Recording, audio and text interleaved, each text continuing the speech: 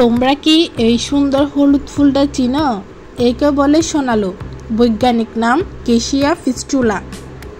এইটা বাংলাদেশের জাতীয় ফুল, আবার একে অ্যামাল্টাস নামেও ডাকা হয়। এই গাছটা সাধারণত 10 থেকে 15 মিটার পর্যন্ত লম্বা হয়।